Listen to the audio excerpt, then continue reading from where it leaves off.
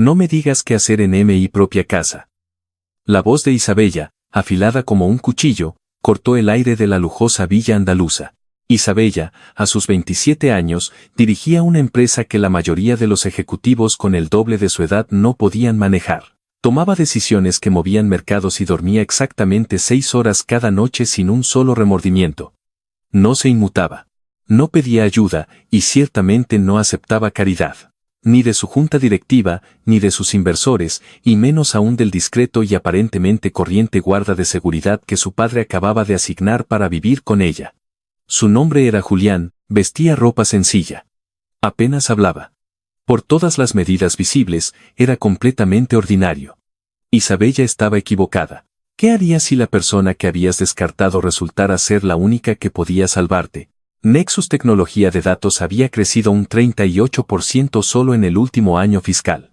Ese número, grabado en la pared de cristal del vestíbulo con letras esmeriladas, era la declaración personal de guerra de Isabella Herrera contra cada persona que alguna vez había dudado de ella. La compañía se especializaba en infraestructura de seguridad de datos propia, el tipo de infraestructura por la que los gobiernos pagaban discretamente y los competidores robaban en silencio. Isabella la había construido con una herencia de 70.000 euros y una furia que nunca había explicado completamente a nadie. Vestía chaquetas de color carbón, llevaba una cartera de cuero negro a todas partes. Sus empleados no se detenían a charlar con ella en el pasillo. Se apartaban y miraban sus zapatos hasta que ella pasaba. No era cruel. Era simplemente una mujer que había aprendido a cierto costo que la calidez era un vector de traición. Esa lección había llegado 6 años antes en forma de un antiguo socio comercial llamado David Ruiz. Habían cofundado una empresa más pequeña juntos a principios de sus 20. David con su encanto y sus conexiones. Isabella con su código y su precisión. Durante 2 años, ella había confiado completamente en él. Le había mostrado cada sistema interno, cada vulnerabilidad, cada rincón de su vida profesional.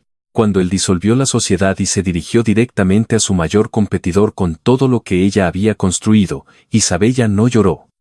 No lo confrontó públicamente. Simplemente cerró la puerta de su apartamento durante un fin de semana. Salió el lunes por la mañana con un nuevo registro de constitución y una política permanente. No confíes en nadie que tenga acceso a lo que importa. Para cuando tenía 27 años. Esa política la había hecho muy exitosa y muy sola, y ella consideraba ambos resultados completamente aceptables. Su padre, Alejandro Herrera, no los consideraba aceptables. Alejandro tenía 61 años. Un hombre de pelo plateado que había pasado 30 años construyendo su propio imperio inmobiliario antes de semi-retirarse e invertir una parte significativa de su capital en la empresa de Isabella. No era un inversor pasivo, asistía a las reuniones de la Junta. Revisaba los estados financieros trimestrales. Y últimamente, había estado recibiendo información a través de canales que no compartía con Isabella de que ciertas personas estaban prestando mucha atención a su hija. La negativa de Isabella a llevar seguridad personal siempre le había molestado. Ahora le asustaba. Presentó su caso durante la cena en su casa adosada una tarde de martes a finales de octubre. La propuesta era, según la estimación de Isabella, completamente irrazonable. Se le asignaría un contratista de seguridad independiente, no un equipo corporativo, no un empleado con placa y edificio, sino un solo individuo. Viviría en la unidad secundaria conectada a su casa. Estaría presente a una distancia razonable en casi todo momento. Isabella dejó su tenedor. Explicó con el tono medido que usaba para presentaciones de junta particularmente incompetentes que ella tenía un sistema de seguridad, un personal de edificio verificado y ningún historial de amenazas creíbles que justificara este nivel de interrupción en su vida. No necesitaba una niñera. Especialmente no necesitaba una instalada dentro de su casa. Alejandro deslizó una sola página impresa sobre la mesa. Documentaba 3 incidentes en los últimos 45 días. Un vehículo registrado a una conocida firma de espionaje industrial aparcado frente a su edificio de oficinas en 2 ocasiones distintas. Un intento de phishing dirigido a su correo electrónico personal, no a su dirección corporativa, su dirección personal que había sido interceptado por su sistema, pero que llevaba la firma de una operación altamente sofisticada. Y un nombre, Carlos Vargas, el actual director gerente de Capital Ágil, una firma rival que había perdido 3 importantes contratos gubernamentales con Nexus el año pasado. Isabella leyó la página una vez, La dobló y la deslizó de vuelta. Siguió diciendo que no. Alejandro había anticipado esto. No discutió más esa noche. Pero 3 días después, Isabella llegó a casa de la oficina y encontró a un hombre sentado en el pequeño patio ajardinado de su edificio, un niño dormido contra su hombro y una única bolsa de lona en el suelo junto a sus botas. La miró cuando ella se acercó, ojos oscuros, completamente inmóvil. Su nombre era Julián Vega. Tenía 34 años, según el breve perfil que el asistente de su padre le había enviado por correo electrónico esa tarde. Excontratista, actualmente autónomo. Padre soltero, una hija, de 6 años. Isabella lo miró fijamente durante 3 segundos completos sin hablar. Luego volvió a mirar el correo electrónico del asistente de su padre y confirmó que sí, este era el hombre que Alejandro Herrera había contratado para proteger al aseo de una firma de seguridad de datos de 40 millones de euros. Llamó a su padre inmediatamente. Él no respondió. Envió un solo mensaje de texto. Dale 2 semanas, luego hablamos. Isabella comprendió en ese momento que su padre había estructurado esto para que la destitución de Julián requiriera un proceso formal, uno que alertaría a la Junta, plantearía preguntas y crearía exactamente el tipo de ruido que ella había pasado años evitando. Había usado la propia gobernanza de su empresa contra ella. Se quedó en su patio con el teléfono en la mano, y el peso de la situación se asentó sobre ella como el hormigón. «Tienes la unidad secundaria», le dijo a Julián. Su voz era uniforme. «Hay reglas. No entras en mi espacio principal sin permiso. No hablas con mis colegas o personal sobre nada de lo que observes aquí. No interfieres en mi horario». Hizo una pausa y, lo que sea eso, miró brevemente al niño dormido. Se mantiene en silencio. Julián la miró por un momento. Luego asintió una vez. Esa fue toda la primera conversación. A la mañana siguiente, Isabella se encontró con Julián en el jardín compartido a las 6:43. Ya estaba despierto, de pie cerca del borde más alejado del patio con una taza de café, sin mirar su teléfono, sin hacer nada en particular, simplemente de pie, alerta de una manera que se sentía extraña para esa hora y para alguien que no tenía una razón aparente para estar vigilante. Ella lo saludó con nada más que un asentimiento y se dirigió a su coche. Se dijo a sí misma que no notó nada inusual en él. Esto no era del todo cierto. Julián Vega no era lo que el modelo mental de Isabella de un contratista de seguridad parecía. Los profesionales de seguridad corporativa con los que había trabajado a lo largo de los años solían ser pulcros. Llevaban auriculares, llevaban libretas. Usaban palabras como protocolo y barrido perimetral. Realizaban su competencia ruidosamente porque la actuación era como justificaban sus contratos. Julián no hacía nada de eso. Vestía pantalones grises oscuros y camisas lisas de manga larga. No llevaba nada visible cuando hablaba, lo cual era raro. Sus frases eran cortas y específicas. Despojadas de cualquier palabra que no fuera portante, no sentía el silencio. Parecía, de hecho, completamente cómodo con el silencio, lo que Isabella encontraba simultáneamente apropiado y ligeramente inquietante. Al tercer día, llegó a casa y encontró a su hija en el patio. Luna tenía 6 años y era pequeña para su edad, con cabello oscuro y rizado y unos enormes ojos marrones que seguían el movimiento como lo hacen los animales cautelosos. Estaba sentada en el banco de piedra con un conejo de peluche en su regazo, sus orejas gastadas de tanto uso, y estaba dibujando algo en una pequeña libreta cuando Isabella entró por la puerta. Luna levantó la vista y se quedó completamente inmóvil. Isabella se detuvo. Se miraron por un momento. Isabella no sabía qué hacer con los niños. Operaban fuera de sus áreas de competencia. Le dio a la niña un breve y neutral asentimiento, el mismo que le daba a los analistas junior, y se dirigió a su puerta. «No muerde», la voz de Julián vino de detrás de ella. Había aparecido por la puerta de la unidad secundaria sin hacer ruido. «Solo es tímida». «No asumí lo contrario», dijo Isabella sin volverse.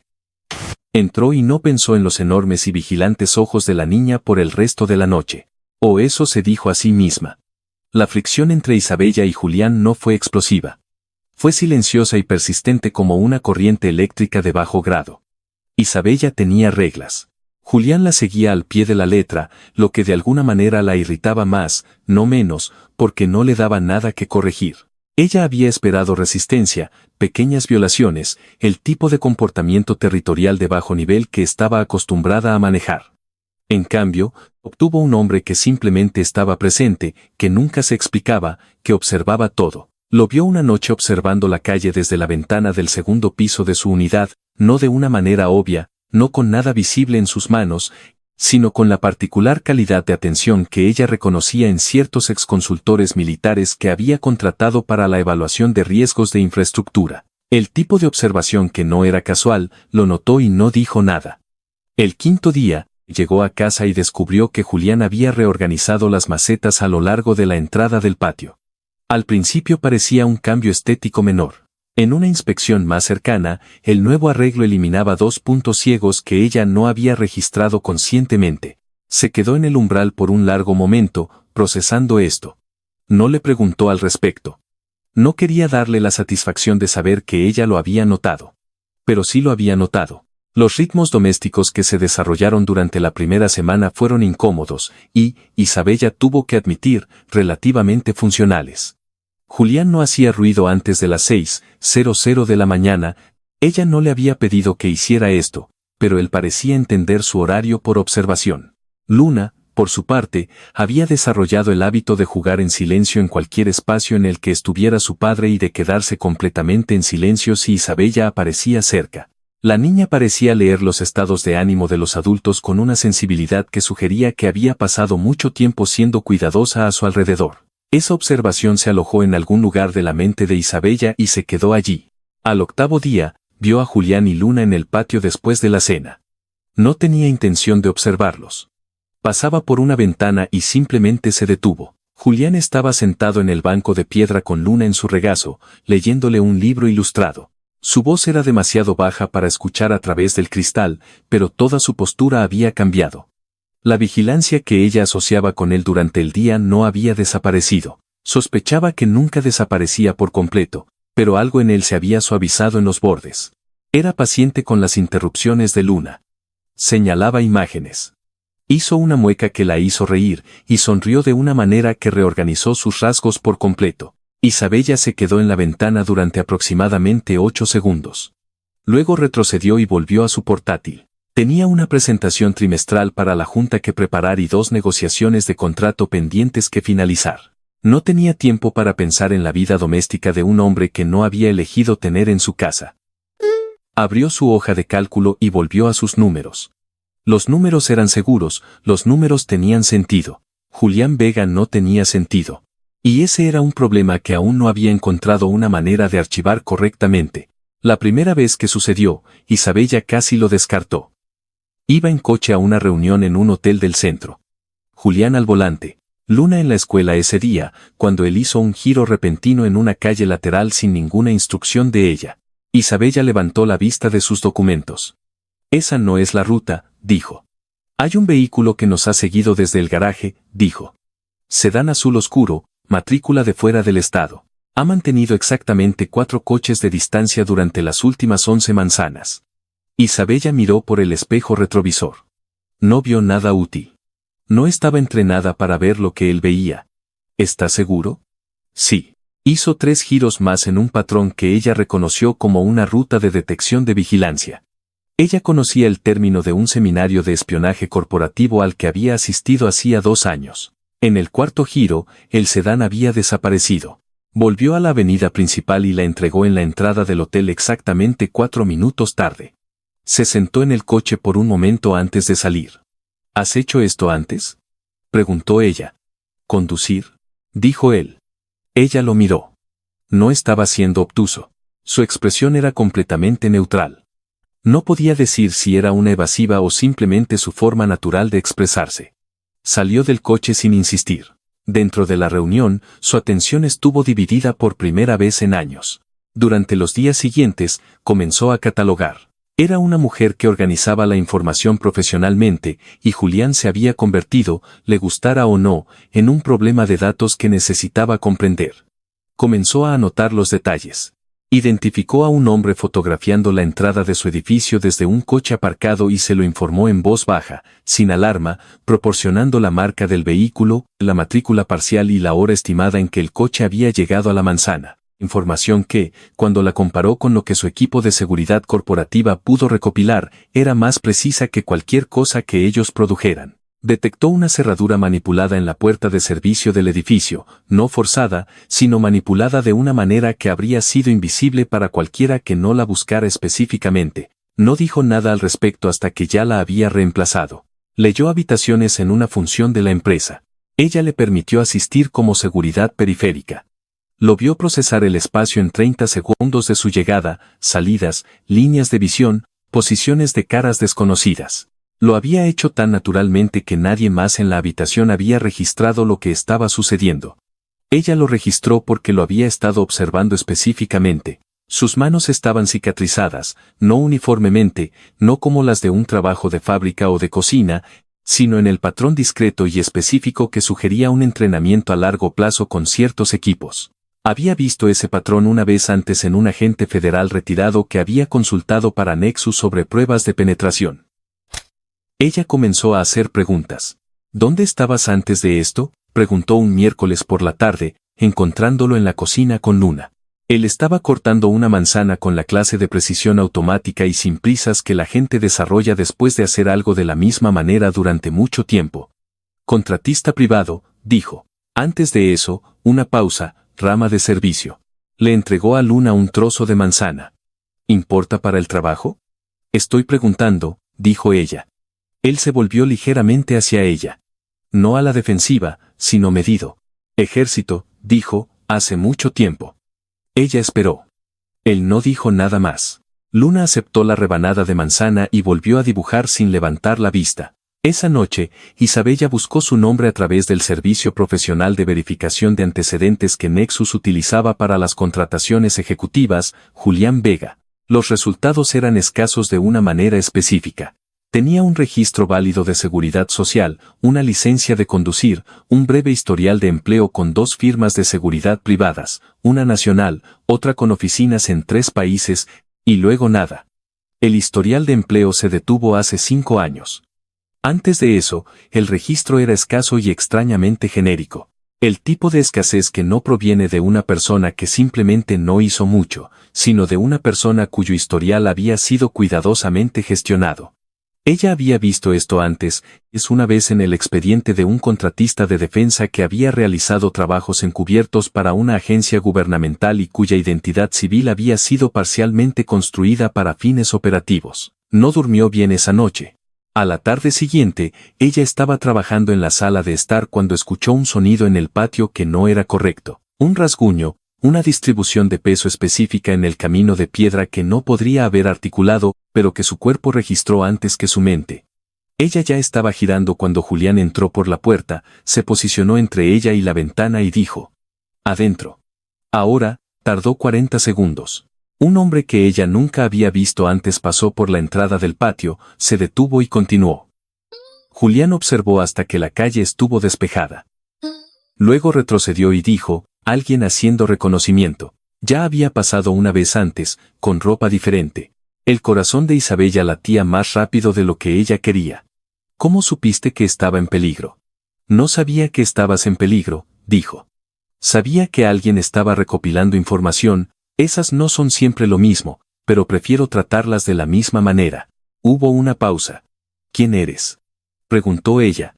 Mantuvo la voz uniforme, pero algo en la pregunta se había movido por debajo de su registro profesional a algo más directo de lo que estaba acostumbrada a hacer. Julián la miró por un largo momento.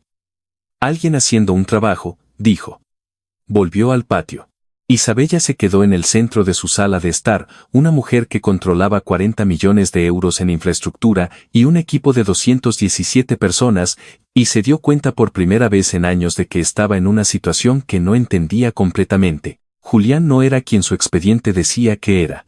También la estaba protegiendo demostrablemente con un nivel de habilidad que el dinero de su padre no había comprado simplemente en una firma de seguridad estándar. La pregunta era por qué alguien con ese nivel de entrenamiento vivía en una unidad secundaria en un patio ajardinado leyendo libros ilustrados a una niña de 6 años y llamándolo contratista privado. No tenía una respuesta, eso la molestaba más que casi cualquier otra cosa. La brecha de seguridad ocurrió un jueves.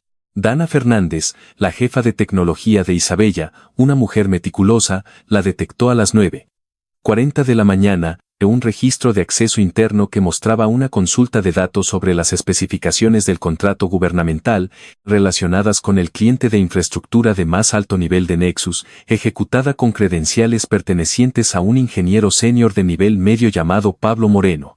La consulta había ocurrido a las 2:14 de la mañana, cuando Pablo Moreno, según sus registros de acceso al edificio, no estaba en la oficina. Isabella se encontraba en la sala de conferencias con Dana y su jefe de seguridad interna a los 12 minutos de la notificación.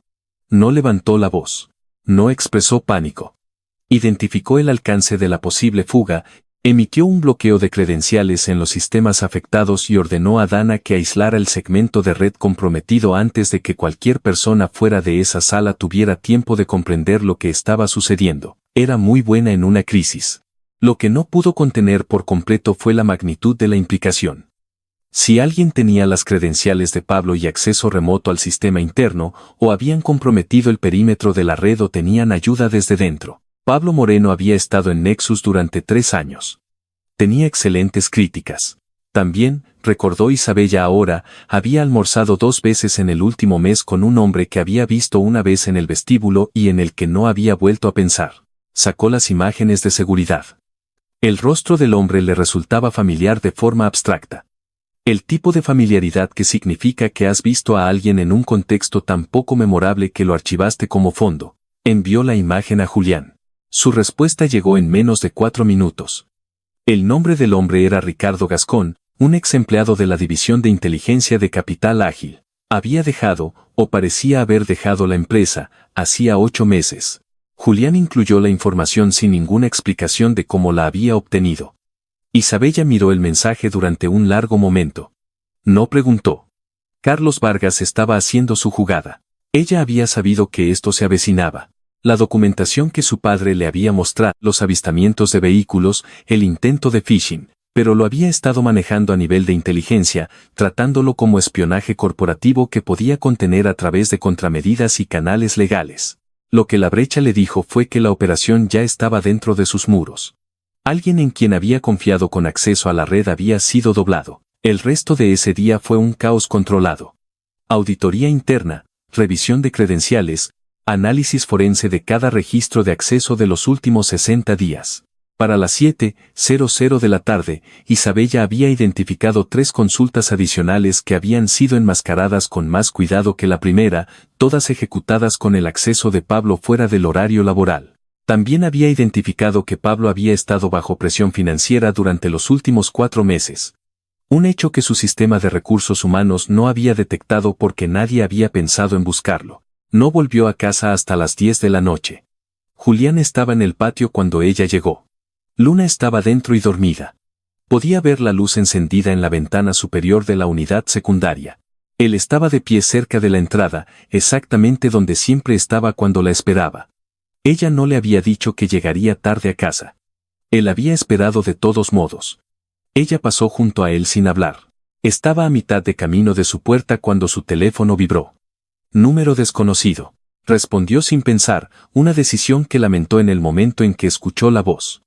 Era un hombre que no reconocía. Hablando en un tono tan deliberadamente tranquilo que era una amenaza por sí misma. Le dijo que lo que había sucedido hoy no fue un accidente y no el final.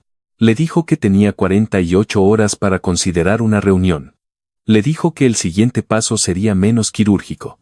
Isabella finalizó la llamada. Sus manos estaban quietas. Se dio la vuelta. Julián ya estaba a 1 metro de distancia. Se había movido desde el extremo más alejado del patio hasta su posición en completo silencio.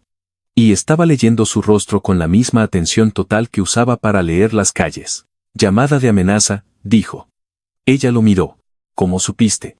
Tu postura cambió, dijo simplemente. ¿Qué dijeron? Ella le contó. Él escuchó sin expresión. Cuando ella terminó, hubo un momento de silencio que era diferente de su silencio habitual. Tenía una textura diferente, una cualidad de evaluación más que de reserva. Se moverán esta noche, dijo.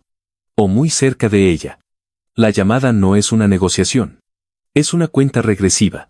No puedes saber eso. He visto esto antes, dijo. Ella quería preguntar dónde, cuándo, en qué capacidad. No lo hizo. Algo en la certeza de su voz bloqueó la pregunta. Entra, dijo. Cierra todo. Necesito hacer una llamada. Necesitas, Isabella. Era la primera vez que usaba su nombre sin distancia profesional. Esto la detuvo. Por favor, entra. Ella entró. Se sentó en su sofá y escuchó el silencio, y trató de sentirse como un aseo y no como alguien a quien cazaban. El intento fue solo parcialmente exitoso. A la 1:23 de la mañana, seguía despierta cuando escuchó un sonido en el patio que no era correcto. No ruidoso, simplemente incorrecto. Se movió al borde de la ventana. Eran dos. Eso es lo que registró antes de que Julián apareciera de una sombra que ella no se había dado cuenta que lo contenía. Lo que sucedió a continuación duró menos de 30 segundos. Ella lo observó a través del cristal con una especie de incredulidad fría y suspendida, porque la persona que estaba observando no era el hombre tranquilo y contenido que leía libros ilustrados a su hija y tomaba café en el jardín por la mañana. La persona que estaba observando se movía con una precisión y economía que no era amateur, ni defensiva, ni nada cercano a lo que un contratista de seguridad básico estaba entrenado para hacer. Ambos hombres fueron inmovilizados antes de que ella hubiera procesado por completo que había terminado. Julián se levantó. Respiraba normalmente. Se enderezó la manga, miró hacia su ventana y asintió una vez. Isabella se apartó del cristal. Por primera vez en más tiempo del que podía recordar, no tenía absolutamente ninguna idea de qué hacer a continuación. No durmió. Para cuando el cielo fuera de su ventana había pasado del negro a la luz plana y difusa de la madrugada, Isabella había pasado por varios registros emocionales distintos, todos ellos desconocidos, y había llegado a la única respuesta que su psicología había producido bajo una incertidumbre genuina, la investigación. La segunda vez, lo leyó de manera diferente. Lo que inicialmente había procesado como escaso ahora lo leyó como moldeado. Las dos empresas de seguridad privada que figuraban en su historial laboral eran ambas empresas legítimas. Ella lo había verificado antes, pero cuando comparó a sus clientes y geografías operativas conocidas entre sí, surgió un patrón. Ambas firmas tenían contratos en regiones y para clientes que normalmente empleaban a personas con autorizaciones de seguridad gubernamentales muy por encima del nivel corporativo estándar. Las fechas de su empleo en cada firma eran claras y específicas. Pero la brecha entre su servicio militar y su primer empleo privado era de 3 años, y esos 3 años no habían producido ningún registro. No pocos registros, ninguno. Sacó los nombres de los principios de ambas firmas y los comparó con las redes conocidas de la industria de defensa. El fundador de la segunda firma tenía un historial documentado como enlace para un grupo de trabajo conjunto que involucraba operaciones de inteligencia federales. Esto no se anunciaba públicamente, pero estaba en un documento de actas de una conferencia de hace 8 años que había sido parcialmente redactado en la versión pública, e Isabella tenía acceso, a través de una autorización de seguridad de Nexus, a la versión sin redactar. Ella leyó el documento sin redactar a las 3:40 de la mañana con su café enfriándose a su lado. Las cicatrices en las manos de Julián no eran de un entrenamiento prolongado con equipo estándar. Ella las había identificado erróneamente. Eran el patrón específico dejado por ciertos tipos de trabajo de campo táctico, el tipo que se realizaba en condiciones no estándar durante períodos prolongados. Había visto ese patrón específico descrito en un manual de entrenamiento al que Nexus había tenido acceso durante una consulta de contrato gubernamental, y no lo había identificado antes porque no lo había estado buscando. Había estado buscando una simple mentira. La verdad era más complicada que una mentira. Ella construyó la imagen metódicamente, de la misma manera que construía modelos financieros. Un elemento verificado a la vez, cada uno limitando lo que el siguiente podía ser. Julián Vega era un nombre. El hombre que lo usaba tenía un historial militar que precedía a su expediente en papel, un periodo de empleo con firmas de seguridad que operaban en el límite de la inteligencia, y luego una salida repentina y completa de ese mundo hace 5 años, concurrente con una hija que ahora tenía 6 años. Luna tenía aproximadamente 1 año cuando los registros de empleo de Julián cesaron. El momento no fue una coincidencia. Algo había sucedido. Algo que había hecho que un hombre que operaba a ese nivel hiciera las maletas, se retirara y se convirtiera, en lo que respecta al registro, en un contratista privado ordinario que leía libros ilustrados en un patio ajardinado.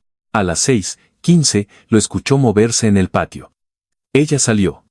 Él miró su rostro, e inmediatamente comprendió que ella no había dormido. Ella miró su rostro y confirmó que él ya sabía que ella había estado buscando información. Se quedaron en el frío de la mañana por un momento sin hablar. Sé que tu expediente está gestionado, dijo ella. Sé cómo se ve un expediente gestionado, y el tuyo lo es. Ven que las dos firmas, para las que trabajaste operan a nivel de inteligencia. Sé que faltan 3 años antes de eso. Hizo una pausa. No te acuso de nada. Solo necesito entender qué está pasando en mi vida. Julián estuvo en silencio durante mucho tiempo. No el silencio de alguien que construye una evasión, el silencio de alguien que toma una decisión. No te voy a dar un informe completo de mi historial, dijo finalmente. Todavía no. Pero puedo decirte que nada en lo que estás metida ahora mismo supera lo que estoy entrenado para manejar. Y puedo decirte que tu padre sabía exactamente lo que obtenía cuando me contrató. Isabella sintió el pequeño y frío clic de la confirmación. Alejandro no había contratado simplemente a un contratista de seguridad de una firma al azar. Había encontrado a Julián específicamente, lo que significaba que Alejandro sabía precisamente quién era Julián. ¿Por qué la tapadera?, preguntó ella. Porque las personas que te persiguen no esperan a alguien con mi historial. Si saben que estoy aquí, se preparan de manera diferente. La tapadera no es para engañarte a ti. Es para engañarlos a ellos. Ella procesó esto. ¿Y el resto de tu expediente? Él la miró a los ojos. Es mío. Había una firmeza en esa declaración que no era agresión. Era el tipo de límite que ella reconocía en personas que se lo habían ganado a través de algo que ella aún no entendía completamente. Ella no insistió. Anoche, dijo. Esos 2 hombres fueron entregados a las autoridades documentadas esta tarde. Contacté a alguien que lo procesará sin exposición pública para ti o Nexus. ¿Tienes contactos en la policía? Sí, federal, entre otros. Ella se quedó muy quieta en el aire frío de la mañana, recalibrando cada suposición que había construido sobre esta situación desde la noche en que lo había encontrado sentado en su patio con su hija dormida contra su hombro. Pudiste haberme dicho esto al principio, dijo ella. No había acusación en su voz. Estaba preguntando genuinamente. No habrías aceptado la historia de la tapadera si lo hubiera hecho, dijo. Y te habrías resistido más a tenerme aquí. Tu padre dejó claro que quitarme debía ser tu elección, hecha libremente, no algo que diseñaras antes de entender la amenaza. Ella pensó en esto. Pensó en su padre, de 61 años, viendo inteligencia de seguridad sobre personas que rodeaban a su hija y decidiendo que la protección más efectiva que podía darle, era un hombre que podía mezclarse completamente en el mundo ordinario siendo completamente extraordinario dentro de él. Pensó en el hecho de que había pasado 8 días tratando a Julián como una imposición no deseada, cuando él había pasado esos mismos 8 días manteniéndola viva sin que ella lo supiera. Tu hija, dijo en voz baja. Luna no sabe nada de esto. Algo se movió detrás de sus ojos muy brevemente, muy controlado. No, dijo. Ella sabe que su papá mantiene a la gente a salvo. Eso es todo lo que necesita saber. Hubo un silencio. Necesito saber todo lo que has observado, dijo Isabella finalmente, todo lo relevante para la operación Vargas. Trabajamos juntos en esto. No más lagunas de información. Julián la miró por un largo momento. De acuerdo, dijo. Fue la conversación más larga que habían tenido. Carlos Vargas hizo su movimiento final un sábado por la tarde. Isabella había pasado los 2 días desde su conversación matutina con Julián en un modo operativo diferente, no más lento, no más suave, sino más preciso.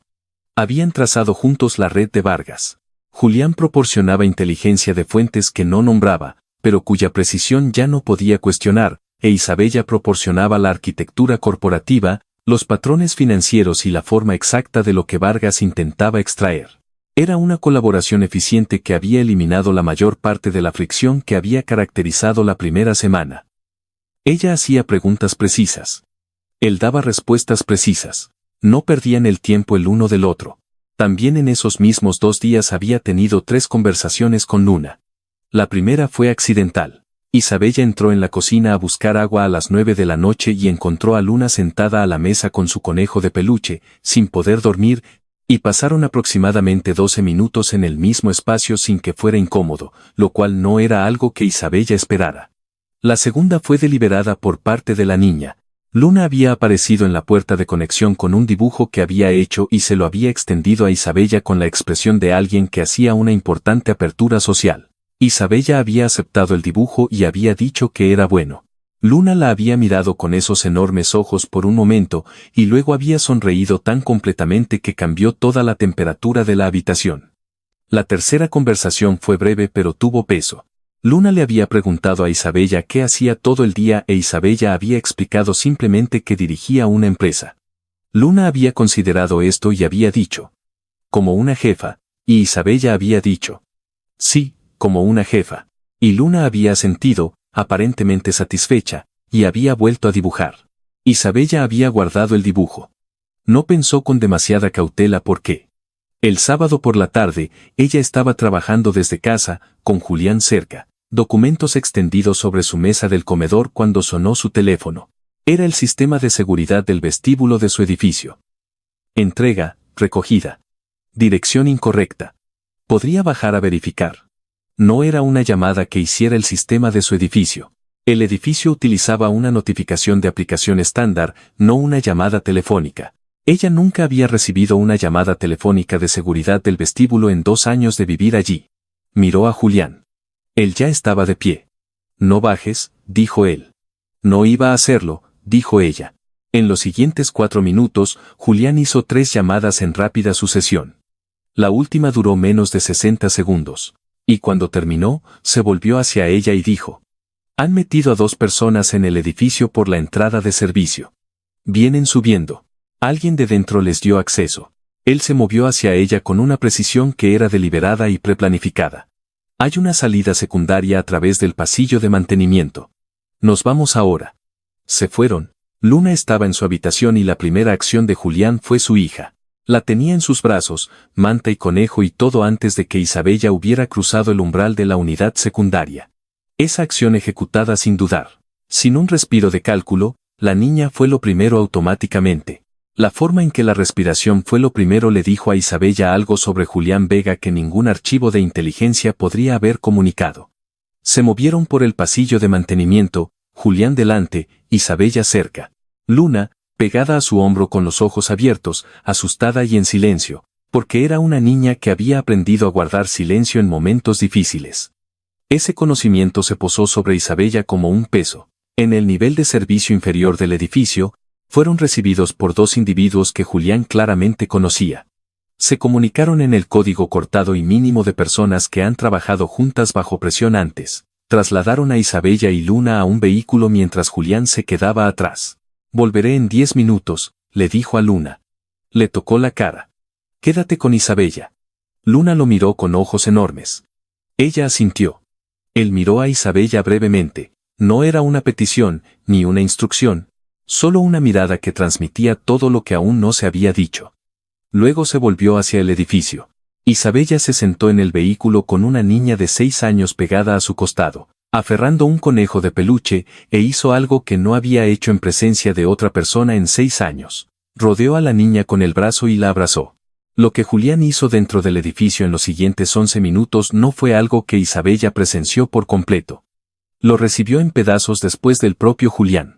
De uno de los 2 individuos que habían estado esperando en el vehículo, y de un breve informe que apareció en un registro federal de incidentes restringido al que se le había concedido acceso, que no usaba el nombre de Julián, pero describía a un sujeto con un perfil que ella reconoció de inmediato.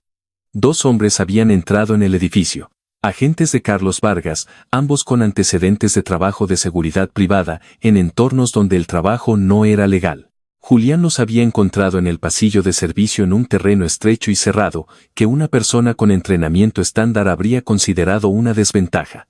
Él no lo había considerado una desventaja. El encuentro duró muy poco tiempo. Ninguno de los hombres resultó gravemente herido. Fueron inmovilizados y retenidos para su recuperación federal. Pero la eficiencia con la que se hizo no era civil, no era amateur, y no era explicable por nada en el expediente profesional que el asistente de su padre le había enviado por correo electrónico hacía 3 semanas. Cuando Julián regresó al vehículo 11 minutos después de haberse ido, su expresión era la misma de siempre. Comprobó a Luna primero, luego a Isabella, luego la calle circundante. En ese orden. Nos trasladaremos a un lugar diferente esta noche, dijo. ¿Tu gente se encargará de la escena?, preguntó Isabella. Sí. Julián, dijo ella su nombre de la misma manera que él había dicho el suyo, sin distancia. ¿Qué hacías exactamente antes de esto? Él guardó silencio por un momento. Fui parte de una unidad de operaciones conjuntas, dijo. Función combinada federal y militar, contrainteligencia, principalmente protección de activos de alto valor. Lo hice durante 9 años. ¿Y entonces? Y entonces la madre de Luna murió, dijo. Incidente laboral. Ella estaba en la misma línea de trabajo. Su voz era uniforme, y la uniformidad de la misma le costó algo visible en los bordes. Luna tenía 13 meses. Entregué mis credenciales 6 semanas después. Isabella no dijo nada. No había nada que decir que no fuera menos que el peso de lo que acababa de describir. Tu padre sabía todo esto, continuó Julián. Cuando vino buscando protección para ti, un contacto suyo había trabajado conmigo. Se puso en contacto. Dije que sí porque el trabajo importaba y porque Luna me necesitaba para tener algo que hacer que no fuera solo tener miedo por ella. Isabella lo miró por primera vez desde que tenía 21 años. Sintió el vértigo específico de ver a otra persona claramente. No su superficie, no su perfil, su forma real. Un hombre que había operado al más alto nivel de inteligencia protectora, que lo había abandonado todo por una niña de 13 meses, que había vivido en silencio en el espacio entre quien había sido y quien su hija necesitaba que fuera, y que, sin anunciarlo, había vuelto a ser esa primera persona en su nombre. Ella había pasado 8 días tratándolo como un inconveniente. Él había pasado 8 días tratando su vida como algo que valía la pena proteger. Debiste haberme dicho, dijo ella. Lo sé, dijo él. Eso fue todo. En los días siguientes, Isabella hizo algo en lo que no tenía práctica. Se adaptó. No de forma drástica. No con la calidez repentina de una persona que simplemente había olvidado ser abierta y ahora lo recordaba. Esa no era ella, pero la recalibración era real. Podía sentir que sucedía, como la lenta corrección de una dirección que había estado ligeramente desviada durante mucho tiempo. Había construido toda su identidad profesional sobre la premisa de que el control era seguridad. La existencia de Julián, específicamente su elección de renunciar al tipo de control que ella más admiraba para criar a su hija, era un argumento directo contra esa premisa. Aún no sabía qué hacer con ello, pero dejó de descartarlo. Comenzó a contarle cosas, no confesiones, no revelaciones emocionales. No estaba hecha para eso y no tenía interés en interpretarlas. Le contó cómo se había desarrollado la situación de Vargas durante el último año.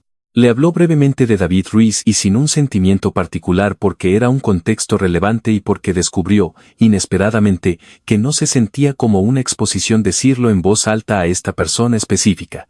Le dijo que su empresa no era simplemente una empresa para ella. Era la versión reconstruida de algo que le habían arrebatado. Y cada año que crecía era un año menos importante el robo original. Julián escuchó, no ofreció consejos que ella no había pedido. No le devolvió sus sentimientos de una manera que ella encontraba intolerable en la mayoría de la gente. La empatía fingida que en realidad era solo un espejo apuntando a sí mismo. Él simplemente escuchó y ocasionalmente dijo algo que era cierto y específico y que claramente había sido considerado antes de ser pronunciado. Ella se encontró valorando esos intervalos más de lo que esperaba. Pasó tiempo con Luna. Esto sucedió gradualmente, de la forma orgánica en que suceden las cosas cuando la proximidad lo permite. Luna había decidido, por algún cálculo interno del que Isabella nunca fue informada, que Isabella era segura. La niña comenzó a aparecer en el borde de cualquier habitación en la que Isabella estuviera trabajando, sin pedir atención, simplemente presente, dibujando en su cuaderno o arreglando pequeños objetos en el suelo en patrones que parecían tener un significado privado. Isabella descubrió, contra todo pronóstico, que la presencia no era disruptiva. La tranquilidad de Luna no era el silencio de la ausencia, sino el silencio de una niña completamente ocupada con su propio mundo interior, que tenía una especie de peso y realidad que Isabella respetaba. Le trajo a Luna un cuaderno nuevo, uno mejor, con papel grueso, encuadernación adecuada. Lo dejó en el mostrador de la cocina sin comentarios. Luna lo encontró esa mañana y miró a Isabella con una expresión de alegría tan pura y sencilla que Isabella tuvo que volver a mirar su portátil para evitar hacer algo vergonzoso. Julián vio el intercambio desde el umbral. No dijo nada al respecto. Más tarde esa noche, hizo café y dejó una segunda taza en el mostrador cerca del espacio de trabajo de Isabella. Un gesto sencillo y que significaba, sin fingir, que la veía. Ella se lo bebió. La dinámica entre ellos había cambiado sin llegar a una nueva definición. No eran amigos. La palabra parecía reductiva e inexacta.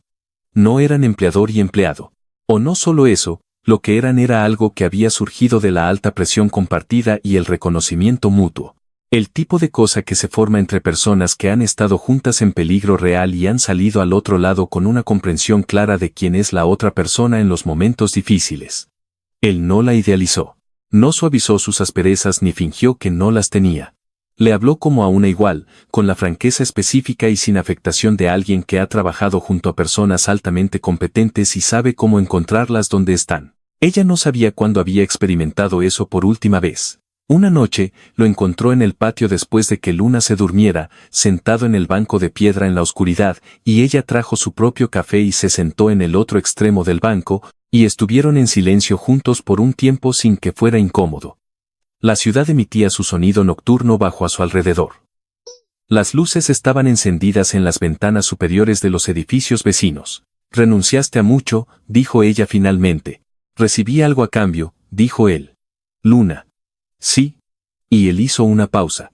La oportunidad de hacer el trabajo sin perder de vista para qué sirve el trabajo. Ella pensó en eso. Pensó en su propia empresa construida sobre la traición, mantenida a través del aislamiento, funcionando bajo la premisa de que la conexión era una responsabilidad. Pensó en el dibujo que Luna le había dado y que todavía estaba en su escritorio, ligeramente torcido contra el borde de su monitor. «Construí una empresa sobre no confiar en la gente», dijo ella. «Lo sé», dijo él. «Eso podría haber sido un error». Él la miró fijamente. «Podría haberlo sido», asintió. Ella tuvo la clara impresión de que no hablaba solo de la empresa. Ella no respondió a eso, pero tampoco desvió la mirada, lo cual era para Isabella Herrera lo más parecido a una respuesta que era posible dar. El desmantelamiento de la Operación Vargas tardó 2 semanas desde la noche del incidente en el edificio. Los contactos federales de Julián actuaron rápidamente una vez que tuvieron a los operativos que habían entrado en el edificio y la documentación que Isabella y Julián habían reunido juntos, los registros de acceso, los patrones financieros, el mapa de red, la llamada de amenaza grabada. Carlos Vargas no se rindió en silencio. Tenía abogados y recursos y 3 días de negaciones públicas que fueron muy pulcras y muy ineficaces contra el peso de las pruebas que se habían acumulado durante meses. El equipo legal de Nexus presentó una demanda en un tribunal federal. El componente civil por sí solo, el robo de secretos comerciales, la intrusión en la red, las credenciales comprometidas, fue suficiente para costarle a la firma de Vargas su elegibilidad para contratos gubernamentales en el futuro previsible. Pablo Moreno cooperó plenamente una vez que se le presentaron las pruebas. Había sido coaccionado financieramente, no era la primera vez que Isabella veía ese vector particular, y estaba arrepentido de una manera que ella encontró genuina, aunque no suficiente. Ella no lo destruyó. Le retiró el acceso, terminó su contrato y remitió el asunto a los canales apropiados. No se alegró. Tomó nota del hecho de que no se alegró, lo que en sí mismo era un cambio. Dana Fernández, su jefa de tecnología, pasó 4 días realizando la auditoría de seguridad interna más rigurosa en la historia de Nexus y salió con un informe de 42 páginas y profundamente desagradable de leer. Isabella leyó cada página. La vulnerabilidad de la empresa no provenía de su código o su infraestructura. Provenía de una atención insuficiente a la capa humana de seguridad, las personas, las relaciones, los espacios donde no se había construido confianza porque ella había diseñado la cultura para funcionar sin ella. Celebró una reunión de personal el día en que el asunto Vargas se resolvió formalmente. Se paró frente a 217 personas y dijo algo que no había planeado decir, algo que surgió completamente formado solo cuando comenzó a hablar. Les dijo que la fuerza de la empresa siempre había sido su precisión técnica, que esto seguía siendo cierto, pero que había cometido un error estructural al tratar a las personas que llevaban esa precisión como una responsabilidad a gestionar en lugar de una base a apoyar. Tenía la intención de corregirlo. 217 personas la miraron. Varias de ellas parecían sorprendidas. Dana Fernández, en la primera fila, hizo el más pequeño asentimiento posible. Isabella lo consideró un comienzo. Alejandro Herrera vino a cenar a su casa el domingo siguiente. Llegó y encontró a Julián en la cocina y a Luna en la mesa con su cuaderno, y absorbió la escena con una expresión de estudiada neutralidad que no engañó a nadie. Estrechó la mano de Julián con la calidez particular de un hombre que ha arreglado algo correctamente y se complace al ver que funciona bien. Isabella le dijo a su padre durante la cena que lo perdonaba por la maniobra que había realizado. Lo dijo sin ironía. Él sonrió en su vino. Julián no se quedaba indefinidamente. La amenaza de Vargas estaba neutralizada. La asignación estaba estructuralmente completa. Y él era, en esencia, un hombre que no se excedía en su propósito. No lo dijo en voz alta, tampoco Isabella. Pero estaba presente entre ellos de la misma manera que las cosas que son reales y, por lo tanto, no requieren anuncio. Lo que también estaba presente, sin anunciar, inacabado, pero innegable, era algo más. Una versión del futuro que era diferente de la que Isabella había estado construyendo sola. No más suave, no menos ambiciosa, pero más amplia, con espacio para una niña pequeña que dibujaba y hacía dos preguntas sabias, y para un hombre que había sacrificado todo por las razones correctas, y solo ahora, en silencio, comenzaba a comprender que el sacrificio no tenía por qué ser permanente. Isabella aún no sabía cómo llamarlo. No era alguien que nombrara las cosas antes de entenderlas. Pero en la última tarde de octubre, se sentó en su patio con un café que no había preparado ella misma, una niña dormida en algún lugar encima de ella, y la compañía de un hombre que la veía exactamente como era y había elegido, por razones propias, estar allí de todos modos. La ciudad se movía a su alrededor. El aire estaba frío. No tenía miedo. No tenía el control. No estaba sola. Por primera vez en mucho tiempo, pensó que eso podría estar bien.